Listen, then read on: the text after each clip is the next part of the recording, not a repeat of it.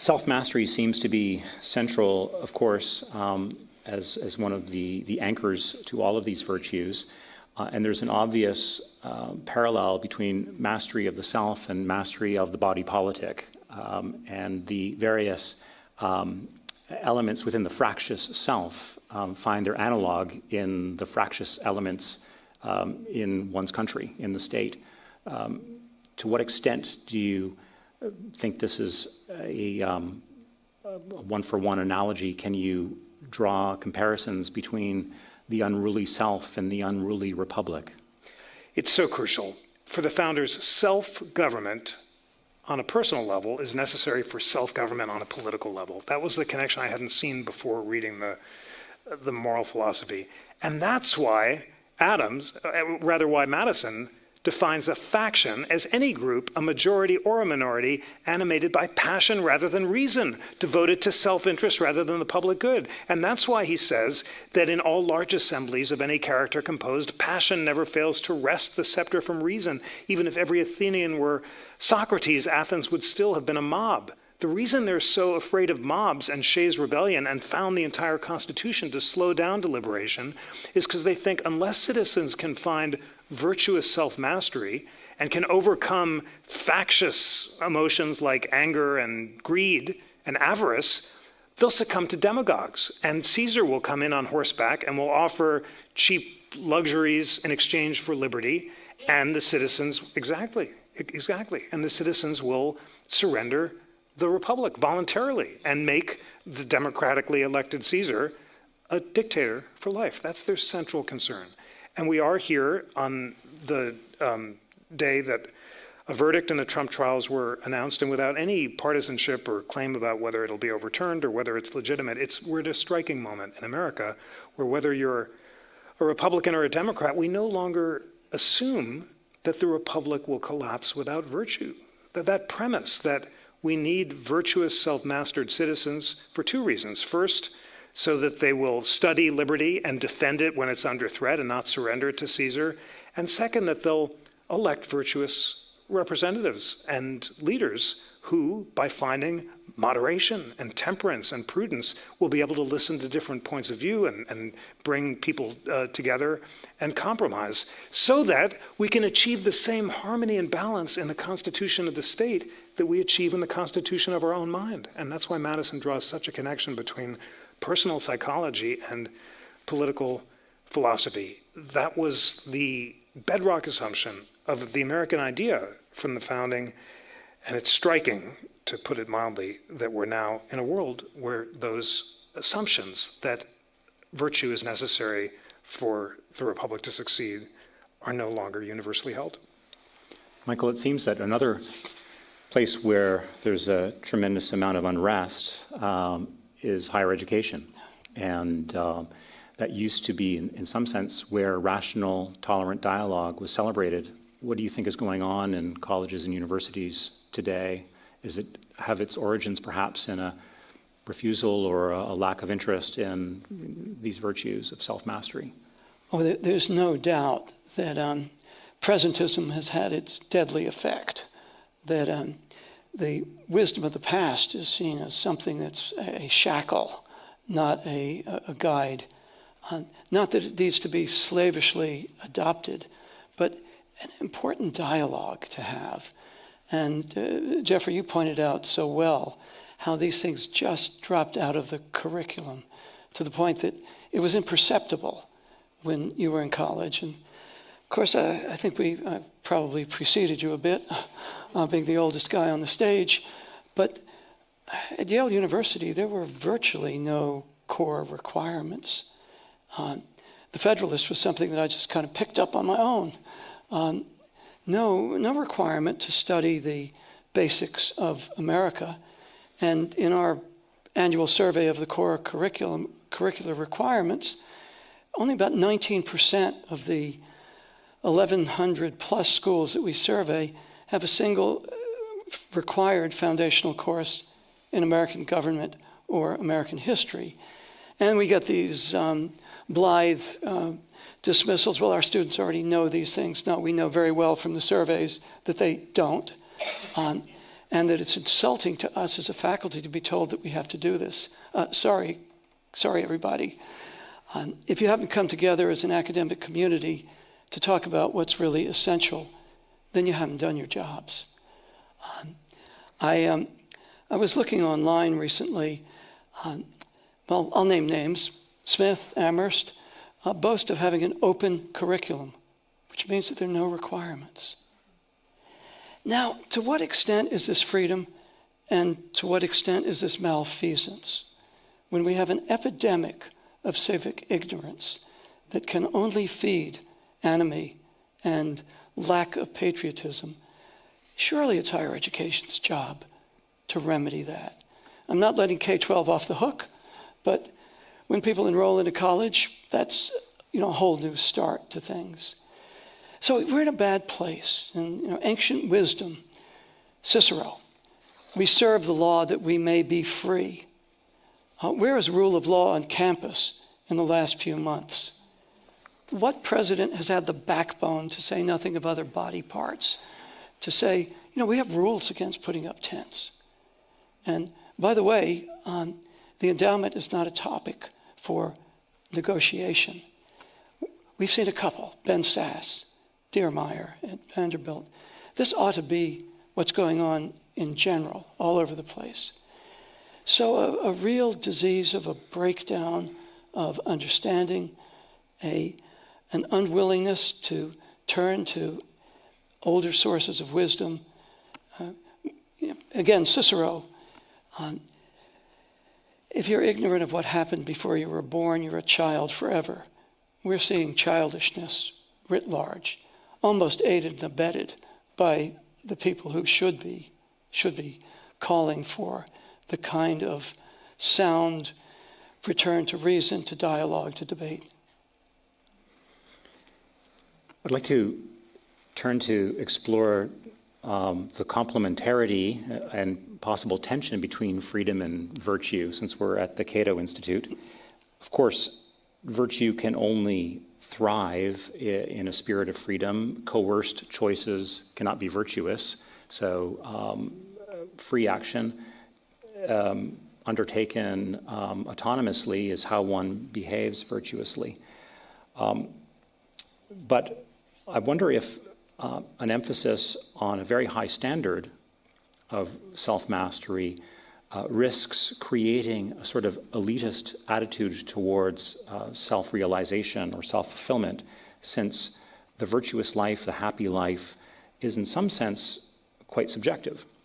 The spirit of libertarianism is tolerance, and libertarians resist judging other people's choices, how they find happiness. And we place a tremendous value on individual life projects. And the founders, by contrast, seem to have a rather constrained idea of what constitutes happiness and how to pursue it, tying happiness, as we've been discussing, to self-development, to self-cultivation, and so forth. So does raising the bar for what constitutes happiness risk creating a society of censorious tongue clickers, right? People who believe they have some exclusive or elitist enlightened idea of how to be happy and then seek to push or promote that more generally? Well, No, it does not. It is a completely false antithesis, because for the founders, there's a debate. Some are libertarian and take a Jeffersonian view of the scope of government and believe in a night watchman state and think that less government is better. Others, like Hamilton, want a vigorous national government to promote energy in the executive and common purpose. But both Hamilton and Jefferson are united by a devotion to the principles of classical liberalism, and both think that self-mastery is necessary for personal and political happiness. It has no connection to their views about the scope of government because it has to be entirely voluntary. Of course, individuals have to decide for themselves what best serves their own life course and develop the habits that will allow them to fulfill their sense of the good as they perceive it. The idea that this is elitist is not supported by history. Again, Frederick Douglass and Abraham Lincoln, both libertarian in their view of government, insist that It's every individual's birthright to have the capacity to learn to read so that they can empower themselves and make up their own minds. And that's why Douglass gives his speeches about self-reliance, which he gets from John Quincy Adams, who uses the same phrase. It's really a division within libertarianism. And I think it happened in the 1960s at the same time that the classical understanding fell out of the curriculum and pop culture began to celebrate feeling good rather than being good. And there's a certain strain of hedonism, which gratified immediate pleasure-seeking, sex, drugs, and rock and roll, that had resonance with some strains of libertarianism. But there are many libertarians who didn't view that, like Leonard Bernstein, who has that great quotation about how freedom isn't let it all hang out. No, it's not like the hippies say, do whatever feels good in the moment. It's making wise choices that will allow you to achieve your potential. And he cites that great example about Beethoven's choosing a single note in the Eroica Symphony that was always the exact right note, as if he had a direct telephone wire from God telling him what the next note was supposed to be. So that was Bernstein's classical understanding of freedom. And we must stress this again at the Cato Institute, so all of you who are fans of Cato are persuaded by this. Trenchard and Gordon, who wrote Cato's letters, are complete classical liberals about the need for self-mastery and distinguish between liberty and license and say that license is going to lead to Rome and bread and circus and the fall of the Republic. So I think it's really just, in fact, as we were discussing, John, because you've written so powerfully about John was teaching me, he's written about Shelley and how the Romantic movement, led by people like Shelley, did not favor complete immediate gratification and hedonism, but instead mindful self-mastery. It was not the fault of the Romantics. It's really, we were trying to sort this out together because it's such an important question. Nietzsche, who exalts Dionysian pleasure-seeking for its own sake, and rejects the idea of long-term self-mastery. And Michael was saying, and I want your thoughts in a sec, because we've got to solve this important philosophical question. You said it was a post-structuralist like Gramsci and Foucault. I think it's an alien tradition in America that rejects the American idea of individualism, which is rooted in self-mastery. It's more people like Nietzsche and Gramsci rather than the Romantics. And libertarians need not reject our classical heritage in exalting pleasure-seeking for its own sake, but should recommit ourselves to the American idea. Michael, do you want to come in on this? Yeah, I thought before I turn to Thucydides, I would quote Janis Joplin. Freedom's just another word for nothing left to lose. And that's a rather colloquial way of agreeing with you, Jeffrey, that at a certain point, we've torn down everything. And in the chaos, what's there left to enjoy?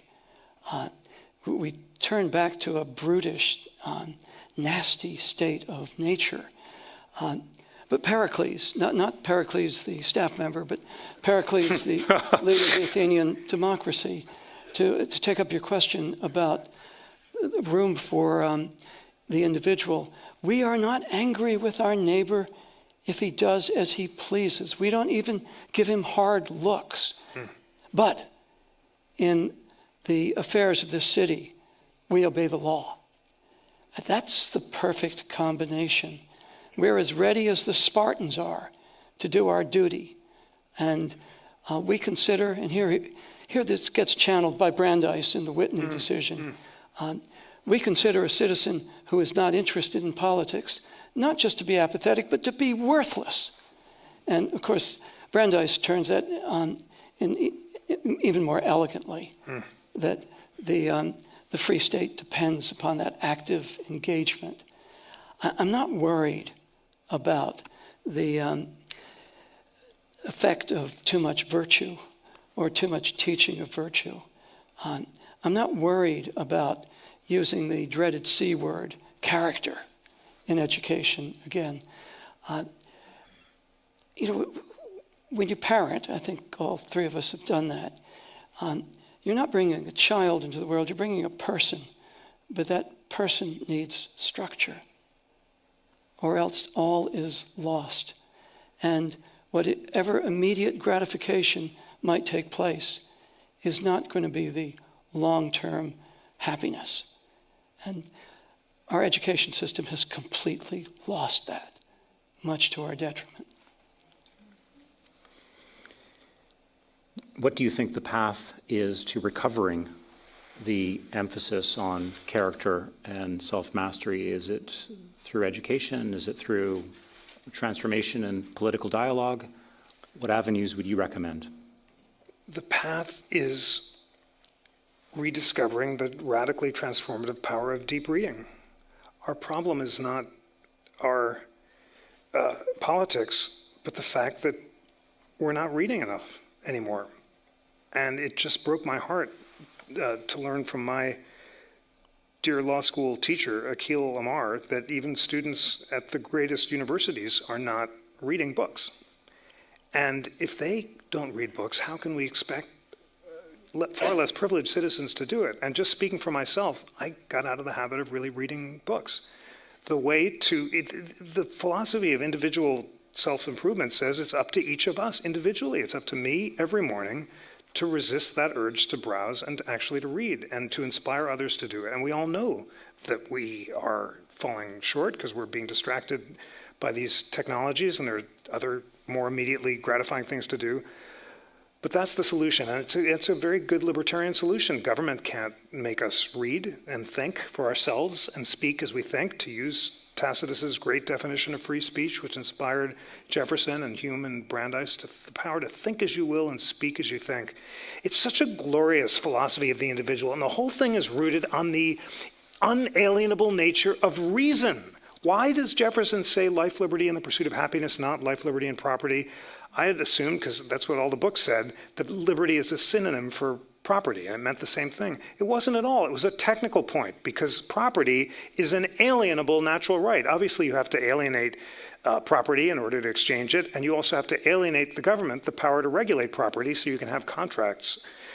But happiness is not alienable because it's rooted in reason, and I can't alienate to you the power to tell me what to think, because I can't tell myself what to think. It's the product of my reason. My reason tells me what to think, and it's inherent in who I am as a human being.